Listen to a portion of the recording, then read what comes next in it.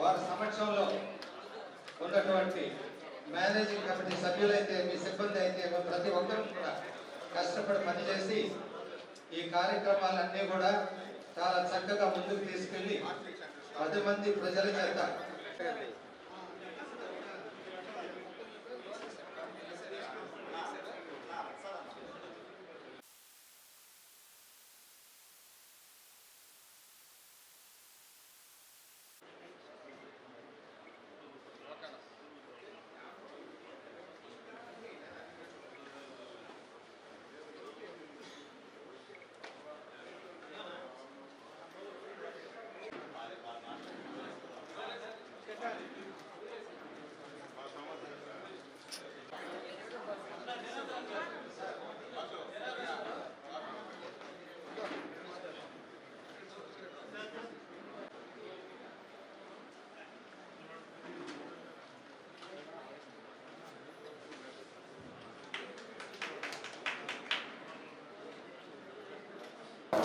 అందరికీ నమస్కారం.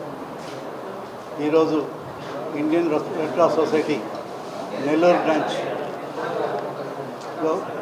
నేను ఈరోజు చైర్మన్గా కలెక్టర్ గారి నియామకంతో ఈరోజు బాధ్యతలను చేపట్టాను.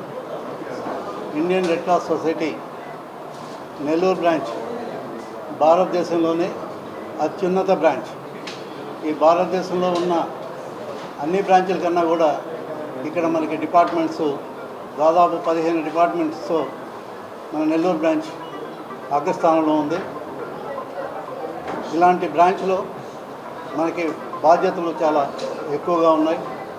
అందుకని మా కమిటీ సభ్యులు అందరూ కూడా కలిసి మన నెల్లూరు బ్రాంచ్ని భారతదేశంలోనే కాకుండా ఇతర దేశాల్లో కూడా పోలిస్తే ప్రప్రథమంగా మన భారతదేశ ఖ్యాతిని చేసేదానికి అన్ని రంగాల్లో కూడా మేము ముందుండాలని చెప్పి ఆ విధంగా మేము కృషి చేస్తున్నాం. నెల్లూరు జిల్లా రెడ్ క్రాస్కి సంబంధించి అనేకమైనటువంటి ప్రాజెక్ట్స్ ఉన్నాయి. అలానే గత 5 సంవత్సరాల నుంచి కూడా రెడ్ క్రాస్ నెల్లూరు జిల్లా భారతదేశంలోనే ఒక మంచి గుర్తింపును సాధించగలిగింది.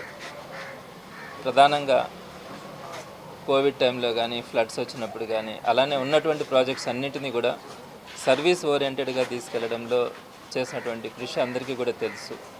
ఈరోజు రెడ్ క్రాస్కి ఒక మంచి క్రేజ్ రావడం, దీనికి అందరికీ కారణం 15 మంది మేనేజింగ్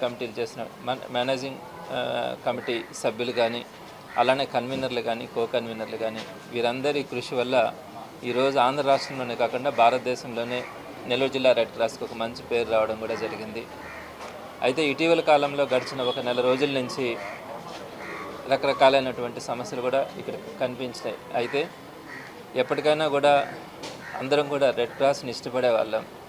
రెడ్ క్రాస్ ద్వారా పేద ప్రజలకి సాయం అందాలి, సామాన్యులకు మంచి జరగాలి అన్న ఆలోచనతో ఉండేవాళ్ళమే.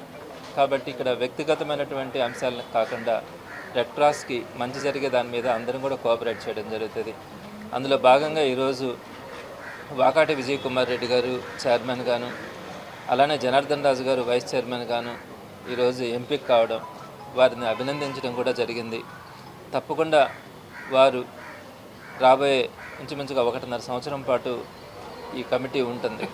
ఈ కమిటీ అందరి అభిప్రాయాలతో ప్రజలందరికీ మంచి జరిగేలాగా ఉన్నటువంటి ప్రాజెక్టులని సక్రమంగా పేదలకు అందుబాటులోకి తీసుకొచ్చేలాగా వారు తప్పకుండా పనిచేస్తారని, వారికి ఆ శక్తిని కలిగించాలన్న భగవంతుని కూడా ప్రార్థిస్తూ వారితో ఈరోజు అభినందనలు కూడా తెలపడం జరిగింది.